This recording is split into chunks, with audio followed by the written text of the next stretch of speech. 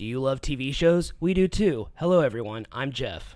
And I'm Anna, and we're the hosts of We Judge a Show by Its Pilot, a podcast hosted by us, a married couple with an endless love for TV. Whether you're searching for a new favorite series or ready to revisit an old classic, we're here to guide you through an infinite world of TV shows. Each episode, we watch and discuss the pilot for shows, while also sharing personal stories that parallel the storyline. So if you're tired of endlessly scrolling and not sure what to watch next, tune in and let us do the searching for you. We Judge a Show by Its Pilot. New episodes every Tuesday and Friday, wherever you get your podcasts. Your new favorite show is just one click away. Hello, everyone. Welcome back to our pod. Welcome. Happy 9-year message-versary. Yes, so today marks the 9-year anniversary of the first time I messaged you on OkCupid. Yep. So 9 years ago, I saw your profile picture, and I was like, she's cute. I want to message her. Aww. And you responded. I did. Here we are. Yeah. You were like, hey, what's up? And I responded. And yeah. That's actually what I said, right? Yeah. Yeah. It was pretty classic. Pretty classic. I didn't try to be witty or funny. No, I think I tried that before. And it just felt so fake. So I was just like, this is how I talk in real life. So I'm like, hey, how's it going? I'm genuinely interested in wanting to know how's it going. If you're just going to say fine, then I'll be like, all right, I don't need to talk anymore. Yeah, and I'm trying to think. I think it was, I did not look at the calendar, but it was, I think either a Wednesday or a Thursday. And I asked what you were doing, and you were at work. Yeah. And you started telling me where you worked, and yeah. You were pretty open. I mean, which is kind of crazy because, I mean, it was close. I mean, I had been to George's before, so I could have actually have gone over there to see you, but I didn't. I wasn't like crazy. Yeah. And, the rest is history. The rest is, in fact, history. Yep. So when we were getting ready to do this show/movie, it got me thinking about, like, plot twists, and it got me thinking about, like, so today we're continuing Summer Blockbuster month, and we're going with the movie that was a blockbuster before a blockbuster was a thing. We are doing Bates Motel, which is based on the movie Psycho, which is like one of the most famous horror movies ever made. Hitchcock, yeah. Janet Leigh. Best known for its big twist ending at the end. And so back in 1960, spoilers were kind of hard to come by because you would go in. I mean, I don't even know what movie trailers were even playing on TV at the time because it was 1960. It was so long ago, and of course I wasn't alive, so I wouldn't know. But like you went by, if there was like a review about it in the newspaper, friends who saw it. If you read the book, if you watched the news, maybe they did like entertainment. They talked about like what movies were coming out. I mean, you got all of your information from like radio and newspapers back then. 1960 TVs still weren't like super common to have in your home. It was really like the mid to late 50s when you even started to have them at home. So people were still relying on like the radio and going to the movies, because back in the day you'd go to the movies and it was a whole afternoon of, you'd get a newsreel, you would watch shorts, you would watch a main feature. And I think maybe by then people were starting to, learn of new movies coming out. But, this had a big twist ending, and, people nowadays get really serious about their spoilers, and they get really serious about wanting to be spoiled, not wanting to be spoiled, even if it's a TV show, movie. Even if it's a really, like, kind of simple comedy, people are like, I don't want any spoilers. I'm like, it's not like a twist ending. It's like I can give you the full premise of a movie, especially like a 90-minute movie, in like one paragraph. And it even really goes for TV shows now more than anything. And it's like, don't tell me what happens. Don't say what happened. Don't tell me what happens. Yeah. So how do you feel about spoilers in general? Well, with today's world and how much access we have to information as opposed to the 1960s, it's impossible not to have spoilers. Right. I mean, and if you don't want spoilers, you need to disconnect from your phone, from your TV, from your computer, from your car radio, from any media access that you have. Stop talking to your friends, because like even in our group chat, I will say as recently when we went to see Sinners, like, I remember just talking about it, and I think Wes and BJ went to see it. Yeah. And Alicia was like, stop talking about it. And I was like, we weren't saying anything that was going to give anything away, because I know Alicia does not like spoilers, and we knew she was going to see it in a couple of days, but we were just so pumped about it. We were chatting about it. So I know if you and I were talking about it in one small group message, like, it was out there. I mean, today even, and I bring up Sinners simply because right now I must have some algorithm going, because it is showing up on my Facebook reels, on my Instagram reels, because I think it's now come out on streaming, and I'm sure they're wanting people to go pay for it and watch it. But spoilers are out there, and you're either in the camp of you don't care, you're still going to enjoy the movie anyway, or you're a person who really does not want to see them or hear about them until, like, you actually go and see the movie or TV show yourself. And if you're that person, then you really have to make a concerted effort to remove yourself. It's just too hard. Yeah, I mean, there's always the big debate, especially on the internet, obviously, because that's where you get your spoilers, that I feel like it's really not that hard to avoid spoilers. Me personally, I mean, in a sense, you kind of have to ignore certain things. But, like, if I haven't seen a movie yet that I want to go see, now, if it's a movie that, like, I am the person that if it's a movie that, like, I'm gonna watch, but I'm not, like, I have to see it, you can spoil the entire movie. It's not going to stop me from going to see it. Like, I'm not one of those people that, like, oh, well, you just ruined the movie for me. It's like, no, because, like, it's going to be the build up to whatever twist it is or whatever plot turn happens. Like, it's not going to ruin the excitement of watching a new movie, because that's how I feel. But when it's a movie that, like, I really want to see and I really don't want to be spoiled, it's really not that hard. You don't voluntarily go looking for it. If you see a clip of it on the internet, don't read the comments. Like, if you know someone that's seen it, tell them that you don't want any spoilers. Like, it's really not that hard. I think people that really are anti-spoilers and they are so passionate about it that they go on the internet and talk about how people shouldn't spoil things, I feel like those are the people that go looking for spoilers so they can get mad about it. Like, that's how it comes across a lot. And, like, it's going to be the forever debate, but whether we like it or not, they're out there. There are seasons of The Challenge that haven't even aired yet that I already have spoilers for.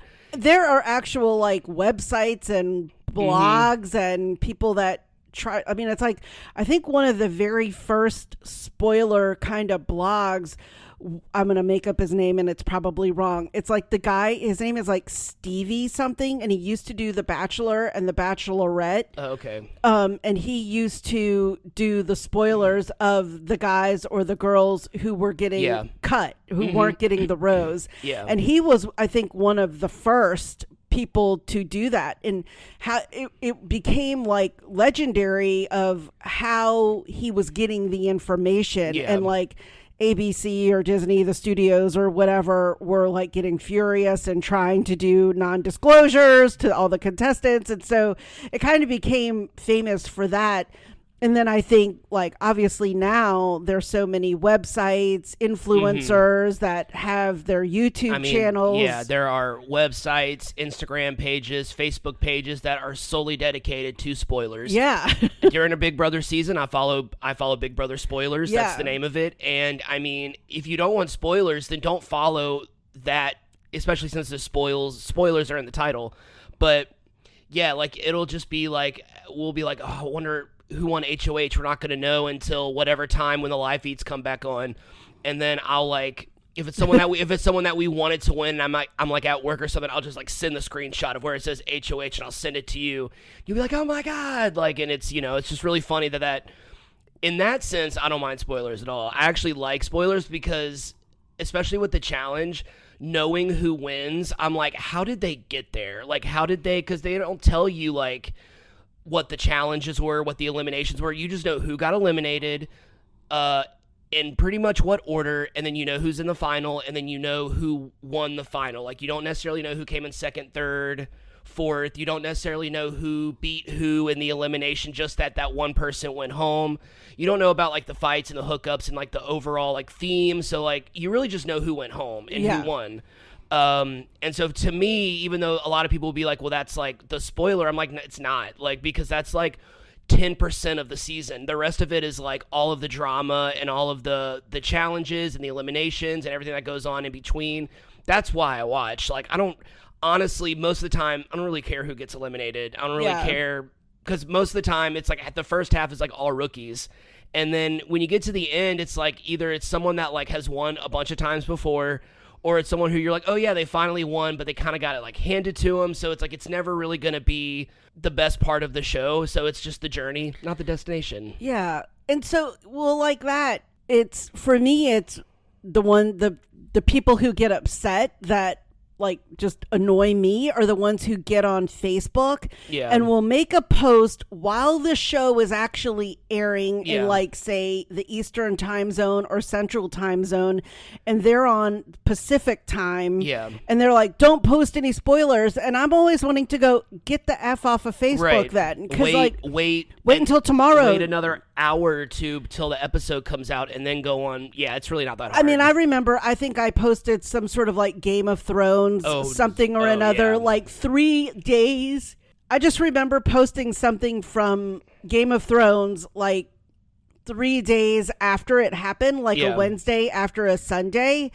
And someone just railed on me, and I'm like, it is Wednesday. You have had 3.5 full days, 3.5 days to watch this show.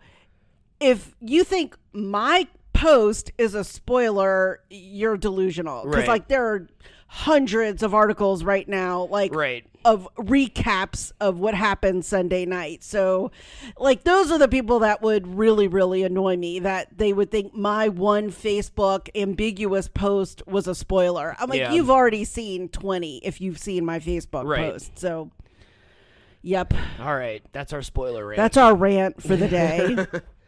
All right, let's get into this episode. Once again, it is June. We are doing Summer Blockbusters, and we decided to, I mean, this one we decided on pretty quickly. This was kind of a no-brainer just because it's such a classic, and the TV show was really popular when it came out. We are doing Bates Motel, which is based on Psycho, and Anna's going to give us some episode, series, and movie information. All right, Bates Motel. First you dream, then you die. Bates Motel was an American psychological horror drama series that originally aired on A&E from March 18th, 2013 to April 24th, 2017, with a total of 5 seasons and 50 episodes. The series was developed by Carlton Cuse, Carrie Aaron, and Anthony Cipriano. Cuse is probably best known for becoming the showrunner for Lost when J.J. Abrams left the show to do Mission Impossible 3. Aaron was a writer for shows like Friday Night Lights and Parenthood, and recently developed the Apple TV Plus hit series The Morning Show. And Cipriano wrote the screenplay for the 2005 indie cult classic 12 and Holding. Did you ever see that movie? I did not. It's really good. Oh, okay. Yeah.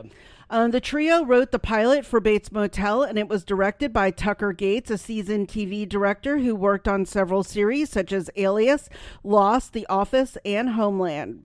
The 4 shows that I like.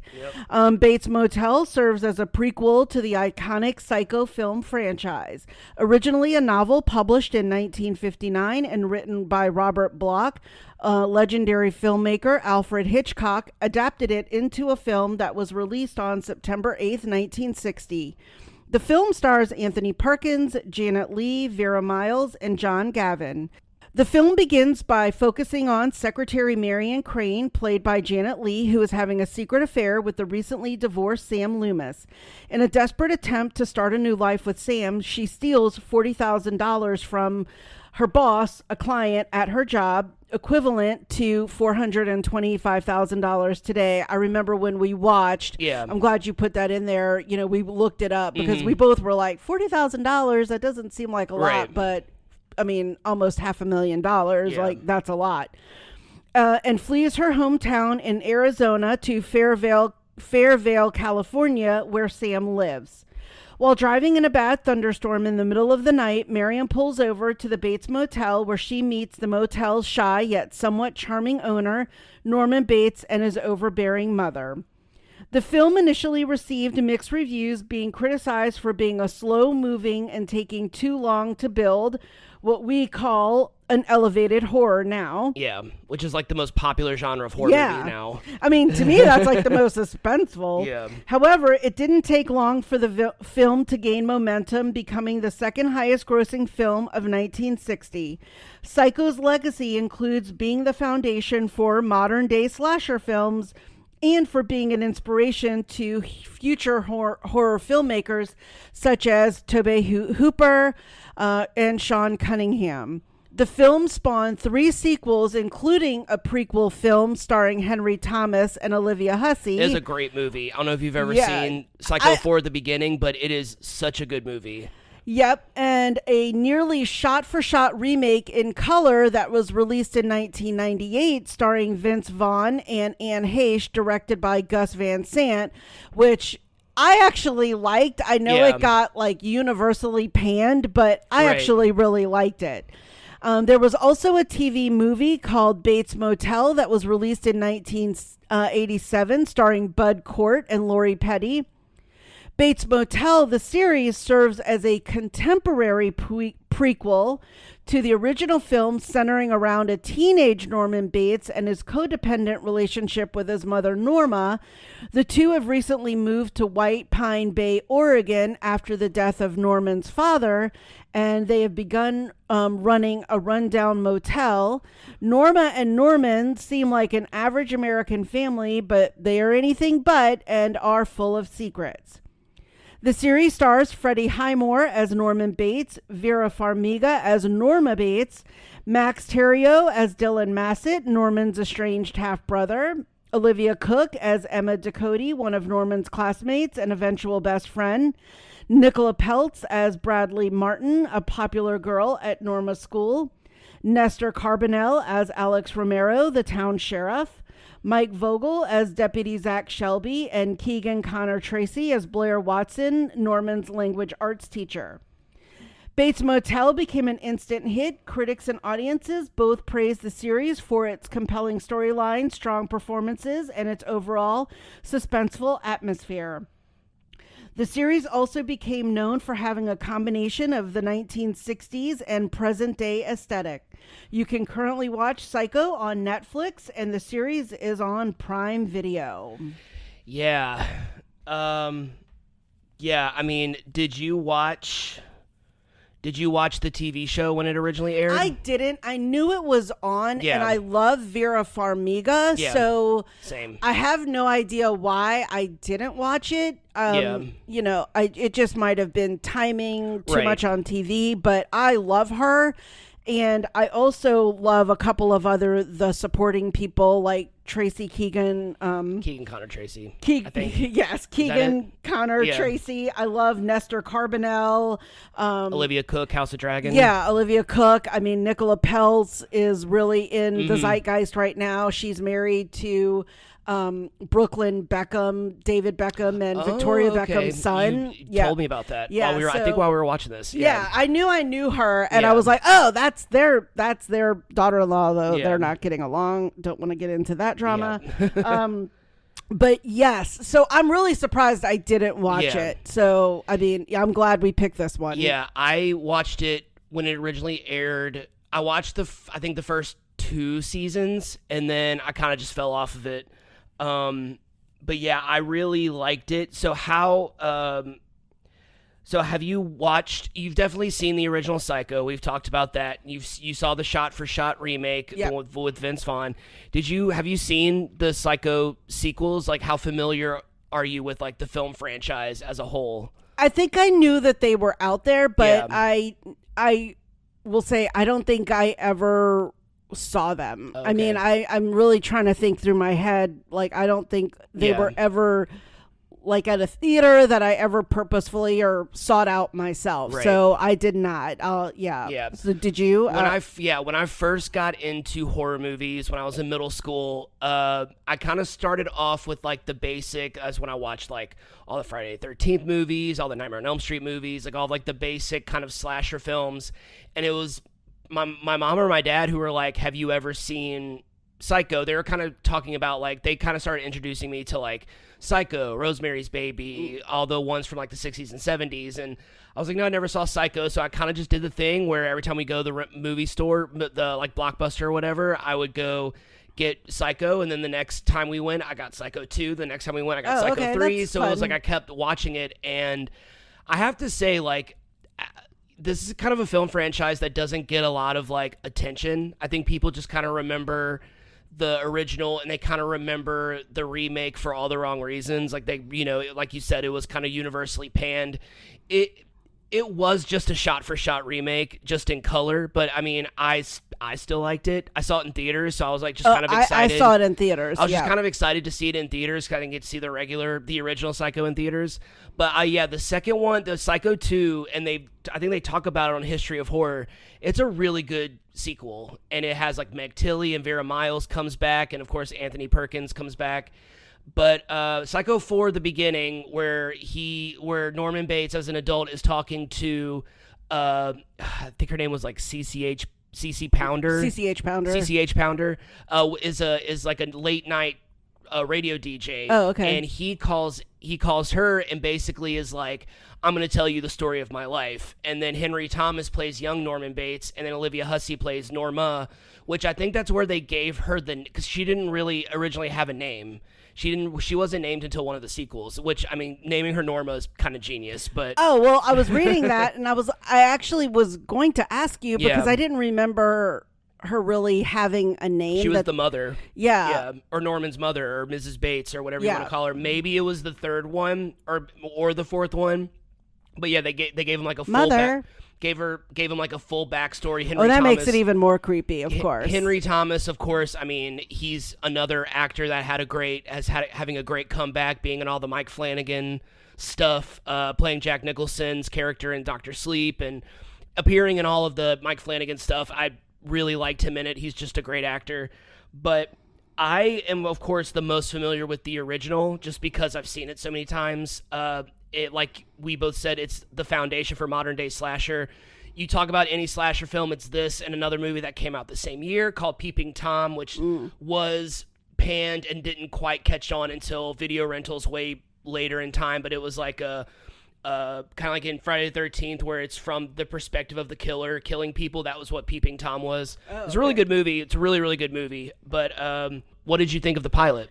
I really liked it. Yeah. And so I feel like it could be something we would watch and go ahead and finish with 50 episodes only. I was kind of thinking the same thing. Yeah, because I thought it was a good setup and kind of will start giving you the background of their relationship and why they're close and what has happened and how they got there. And yeah, I thought it was a good intro with enough information to get you started and to get you curious. And it was a fairly intense pilot too. Yeah. I mean, there were certain scenes where I was like, wow, I can't believe they're showing this on A&E. I was just like, I can't believe. I was like, is this like an extended scene? And I was like, no, I remember watching this for the first time and being very jarred by a very specific scene where it's not like a sexual assault scene has never happened on TV before, but the way it was shown and the amount that was shown, I was very surprised. I was like, this is still regular TV. This is cable TV by this point.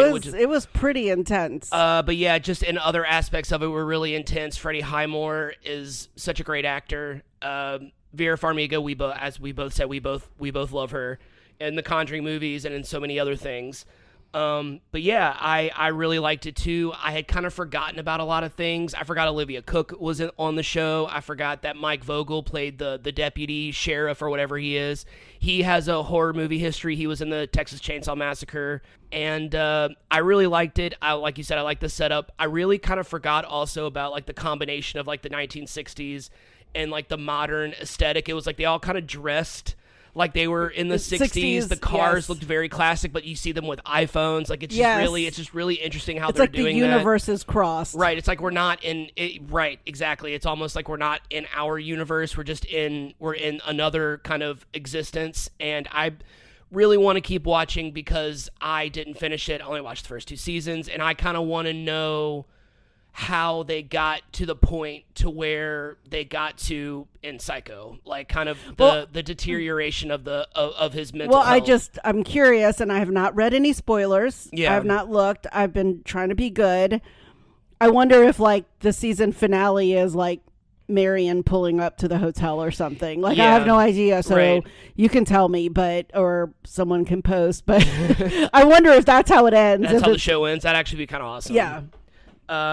So I really liked it. I would keep recommending it. So there's a question that I have in here that, I mean, I asked you read the question right before we recorded, and you were like, I don't know if I could think of it. Let me ask you the question, but I can just kind of ask it in general. So obviously, if you've ever seen Psycho or Bates Motel or both, it is about a relationship between a boy and his mother that really borders on inappropriate, really borders on unhealthy, really borders on they need some serious therapy.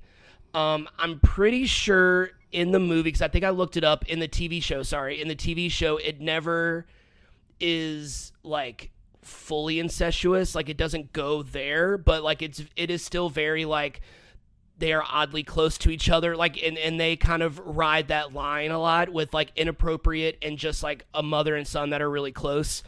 And this isn't going to be necessarily like when I ask you, did you ever know anyone that had a weird relationship with their parents? That's not necessarily what I don't mean like incestuous, because obviously we wouldn't talk about that on a podcast, but really just the idea of we are so used to our own family dynamic that we perceive that as normal. But when we go and whenever you date someone, or whenever you go sleep over at someone's house, or when you go have dinner at a friend's house, what's normal for them is abnormal to you, and vice versa. So have you ever had an experience where you like kind of had a moment where you were like, oh, this is like not like my family at all, and this is kind of weird? Yes, sort of. Or maybe not weird, but just different. Yes. So as I've mentioned before, I mean, my whole family dynamic was just really different in the sense of like the ages of my siblings. And now, I mean, the ages of siblings are very expansive. I mean, I have friends that gave birth in their mid 40s to their youngest child, and they had a kid when they were in their early 20s. So their children are like almost 20 years apart. So that, and my parents were also, again, my dad was not around, but that was because of his job. Yeah. My mom was pretty much the head of the household, and she was pretty strict, but then also in the reverse, she was pretty liberal. Yeah. I mean, I say that and people are like, what? So, I just remember thinking that like when I would go to friends' houses and they would have dinner every night at 6:00 on the dot. Yeah. It was like, I would go over and they were like, all right, dinner's ready to be served. We all have to sit at the table. And I mean, I can barely remember like all of us ever having dinner unless it was like a holiday. Like usually my brother was working or my sister was working, and we would maybe eat at the table. Yeah. I mean, stuff like that. I mean, and that's not like completely odd. And I think another example is when, I think I might have talked about this, I don't remember on exactly which pod it was the time that I went to spend the night at a friend's house. This was high school freshman year, and this was the first time I had gone over to her house. Mm-hmm. And her parents were really strict about watching TV, and my mom just had no reservations about anything that we ever watched, movie, TV wise, ever. And the fact that they restricted the TV, I was very respectful of that. I was like, okay, we don't have to watch that show. It was just a suggestion. You asked. Yeah. And then when they left to go to the grocery store and came back, and then accused me or accused us of sneaking and watching it while they were gone was also somewhat startling to me, just in the sense of the parental behavior. Because one of the things that I give my mom a lot of credit for was my mom always gave us the benefit of the doubt. I mean, especially when it came to like getting in trouble in school or getting in trouble with parents, she would always be like, I want to hear your side, and then I'll hear their side, and I'll make a judgment. And, you know, a lot of times we were in the wrong. But, I mean, this was the parents, like, literally walked into the house. We were just sitting in the living room watching. I don't even know what we were watching. And they came in, and they were like, you turned it on Miami Vice, didn't you? And I was like, no. Like, I was answering for my friend. Like, I was like I was trying to, you know, answer these were my parents or something. And I just found that to be really odd and accusatory. And I just felt like, I don't know if my mom would have ever done something like that. Like, I don't know, to a friend. Right. Like, she would have certainly yelled at me, but they were very pointedly talking to me. And I just felt sort of attacked in that moment. I was like, dang, man, I've just known y'all for like an hour and a half, like since we got home from school. And, you know, you're like already thinking I'm the bad guy. And, you know, so I just remember feeling like really uncomfortable. And, you know, I probably spent the night over there a couple more times over my high school career, but I just always felt like it was not a place I ever wanted to go to, because I felt like they were always very sus of me, and there was nothing to be sus about, because I was like, I'm going to respect your house, and I'm not a kid who's going to try to, like, you know, be bad in your own home. And so that to me was just one that has always stuck out throughout my entire life, of just like, that really jolted me and really kind of gave me a lot of appreciation for my mom, since we're talking about moms actually. And so I just always remember my mom was always like, whatever, I don't care. Like, you know, you might learn something from it. I always appreciated my mom for just not really that being one of the things she battled us on. Yeah. Well, what about you? Well, so my upbringing, I had parents that were very, I'm not going to say they were kind of like how you described your mom. Like, they weren't really strict, but they weren't super lenient. They were just kind of somewhere in the middle. They were strict about some things. They didn't care about other things. And when I reached a certain age, they kind of stopped worrying about certain things. Like, by the time I was like 10 or 11, they were like, yeah, you can watch whatever you want. Like, I mean, obviously they weren't going to like rent me like an NC-17 film, but like, you know, they were just kind of like, I had proven that I could like watch things, and I wasn't going to like freak out or get scared or anything. And they were just like, okay, well, or I wasn't going to like repeat what I saw on the screen. Right. And so I thought it was totally normal I thought everyone owned a lot of movies. Like, I thought everyone, so when I'd go over to friends' houses, I eventually learned that I was like, I'd go over to some people's houses and they would be like, yeah, we have like one VCR in our living room, and there aren't any TVs in any other room. And it's not like we were far from a rich family by any means, but my dad we just had a lot of electronics. Like, my dad was just a very electronic heavy person. He had access to it. I think we got a lot of our stuff for free or discounted just because of where he used to work. And I think also like knowing about deals and knowing about sales. I think my dad also like knew that. In my old room in Central, I had just a normal like dial TV and like a VCR that was like, I mean, first or second generation VCR. It wasn't like I had like tech, like, you know, beta modern day stuff.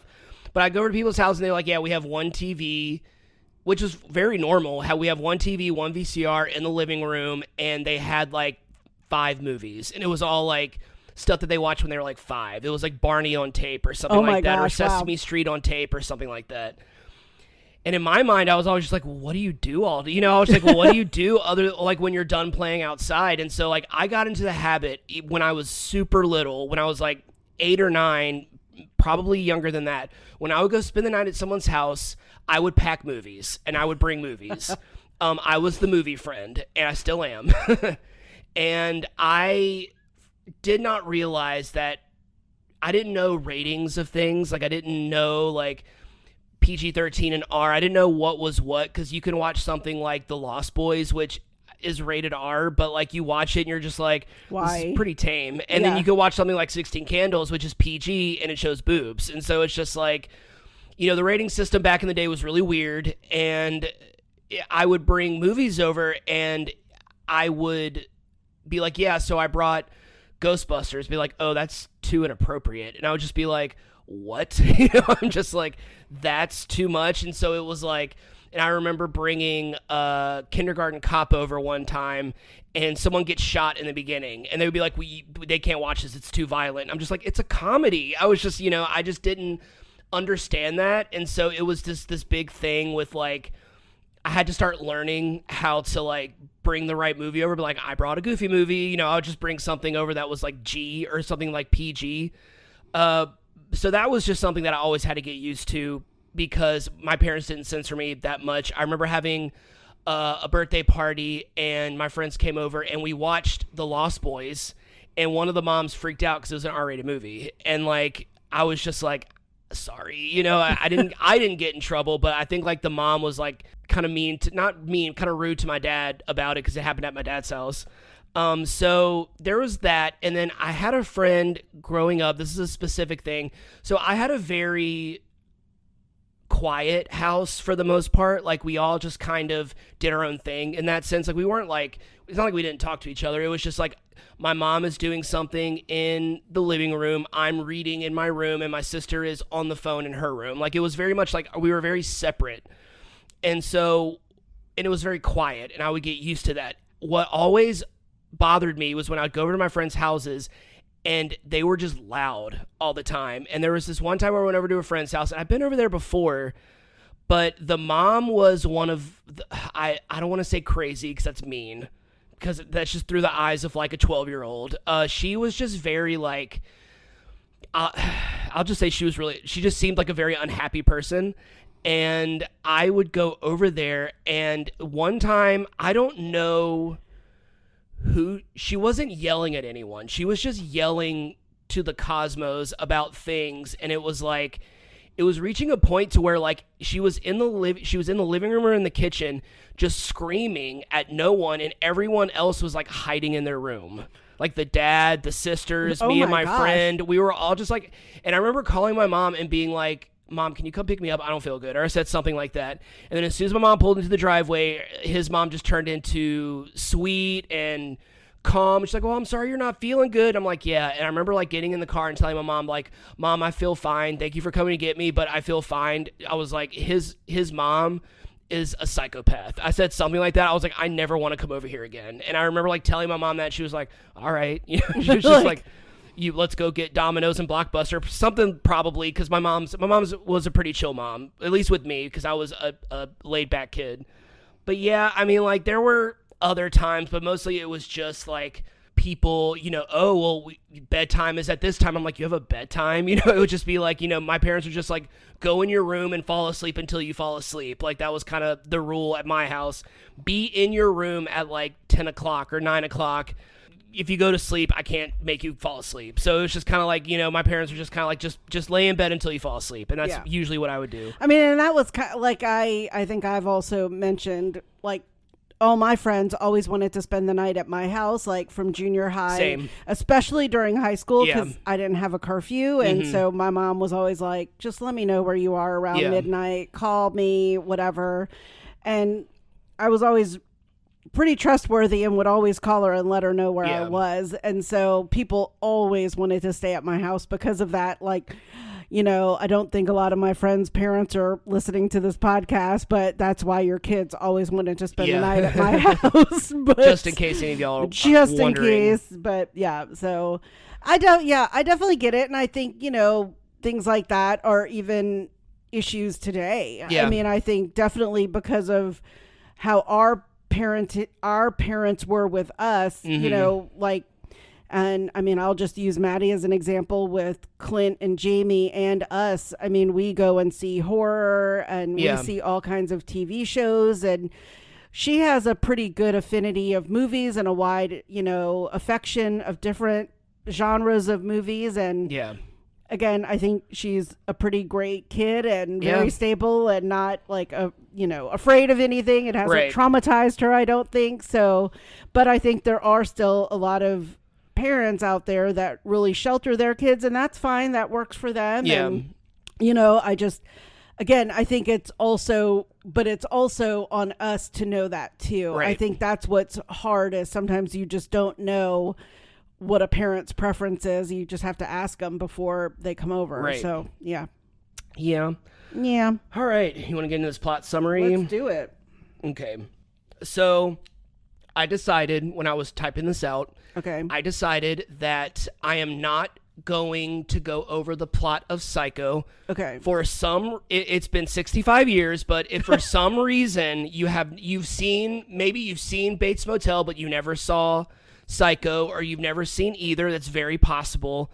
I don't want to, even though it's 65 years late, I don't want to give out one of the biggest plot twists of movie history. In film history. Perhaps one of the first really big plot twists in movie history. So if you have Netflix, go watch it on Netflix. It's like an hour and 45 minutes. It's a really easy watch. People back in the day said it was a slow build. I thought it went by really fast. So I think it's a great movie, and I think that it's definitely something that if you haven't seen Bates Motel or Psycho, I would tell you just to go ahead and watch Psycho first. Oh, absolutely. Because Bates Motel is going to be a really drawn out version of a prequel to Psycho. So if you want, wait until you've watched the series and then watch Psycho, but I'm not going to reveal such a huge movie spoiler. We gave you the basic premise in the episode and series information, so I feel like that was good enough. Janet Leigh, she steals money from her job to go be with her secret boyfriend. She stops at Bates Motel. She meets Norman, and then from there on, you kind of just need to watch the movie. Exactly. Because that's like half the movie. That's like the first half of the movie. Yeah. So, So I'm going to give you the pilot summary for Bates Motel, and that will be all. Okay. My throat's kind of going in and out right now, so I might have to be clear in my throat every now and then. I'll try to cut it out. Norman Bates wakes up in his bedroom. He searches the house for his mother, but instead finds his father dead on the floor of the garage. Norman runs through the house, screaming for his mother, and finally finds her. She follows Norman into the garage, where she finds him crying over her husband's body. 6 months later, Norma buys a rundown hotel and the house behind it. Norman, this is gonna get confusing. I know. Norman hates the idea of moving to White Pine Bay, but nevertheless, Norma happily presents the hotel and house to Norman. She says moving here is their chance to start over, and he agrees to try. Afterwards, Norman carries luggage from the car into the house and sees his mother in her robe through her bedroom window. He lingers. Before school the next day, Bradley Martin and several of her highly inquisitive friends meet Norman. Kennedy offers them all a ride to school in her car, in which Bradley sits in Norman's lap and tells... Norman's lap. I'm wondering if I'm saying Norma or not. Norman's lap, and tells him to call her with any questions he has about White Pine Bay High School. After language arts class, the teacher, Blair, talks to Norman about his education and suggests he try out for the track team. Norman comes home late, having tried out for the track team like his teacher suggested, but Norma says she needs him to be helping around the motel after school. Keith Summer visits the Bates the next day, saying Norma and Norman are too inexperienced with motels to be capable of running the motel by themselves, which his ancestors built and he's clearly still attached to. Norma says she and Norman own it now and tells him to get off her property. Before he does, Keith claims it has dirty secrets. Bradley and her friends come over that night, inviting Norman to go to the library with them. Norma answers for him, saying he can't go. Afterwards, Norman argues with his mother over her answering for him. Angry, he sneaks out and catches up with Bradley and her friends. She's amused that he actually believed that they were going to go study, and the group goes to a party instead.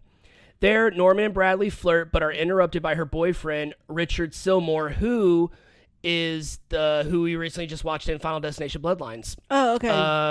I can't remember his name now, but yeah, he was the one with all the piercings. Yeah. Back at the house, Keith breaks in, and Norma arms herself with a knife. Even with the weapon, Norma is overpowered. Keith bends her over the table, handcuffs her to it, and sexually assaults her. That was the scene we were talking about. It's kind of a disturbing scene. It's pretty intense. So just a heads up, if you want to skip through that part of the episode, we totally understand. Norman returns home and knocks Keith over the head and frees his mother. As he recovers, Keith accuses Norma of enjoying the assault. Infuriated, Norma charges at Keith and stabs him until he's dead. Norma says they can't let this kind of news go public, so she explains to Norman how they'll cover it up. They wipe down the kitchen, carry the wrapped-up body into one of the motel rooms, and hide it in the bathtub. Part of the rug was stained with blood in the process, so they're forced to pull up the rugs from several of the rooms, under one of which Norman finds a strange sketchbook. The sheriff, Alex Romero, and his deputy, Zach Shelby, arrive at the motel, and Norman and her son act like everything's fine. Not convinced, the sheriff asks if he can take a look inside one of the rooms, then if he can use the bathroom, in the tub of which is the dead body. He never notices the body behind the shower curtain, and the two policemen leave. Norman is sleep-deprived and a mess that day, vomiting in front of the school. He is approached by Emma Ducote, who explains she has cystic fibrosis, so she knows how to help. That night, Norma and Norman dispose of Keith's body, taking it out on a boat with them. As they row away from the docks, Norma tells her son she found out the town is going to build a new bypass on the far side of town, which is going to ruin their business. Finally, deep enough into the lake, the two dump the weighted body into the water. And then they cut to, in a dark room, the young woman is chained to a floor, and someone walks in and injects her. So we're not too sure what that, end of episode, we're not too sure what that has to do with anything. That was just kind of like a last-minute scene, so we don't fully know what's going on with that, but could be one of the secrets. That was definitely so that was definitely an intense pilot. It was definitely I enjoyed it. I'm totally down to keep watching this. I could kind of tell we were both into it and we were both wanting to watch more, so yeah, maybe we'll watch more of it. Yeah, let's do it. Yeah. All right, you ready to wrap this one up? Let's do it. All right, that wraps up this episode. Thanks for tuning in. If you haven't already, go ahead and follow us on whichever platform you're listening to this podcast on. That way you'll be notified every time we publish a new episode. You can also follow us on Instagram at WeJudgePilotPod. We're also on Facebook. You can leave us a comment, suggest a show for us to watch, or leave some emojis in the comments. What you got? Okay, I don't have too many. First off, I have the crazy eyes emoji for Psycho. A house, the bed, the motel, the school, a knife, the luggage, the runner, a teacher, the bathtub, a notebook, the sleepy or the vomit emojis, a boat, or the syringe. All right, well, we are going to head out, but we'll talk to you soon. Thanks for listening.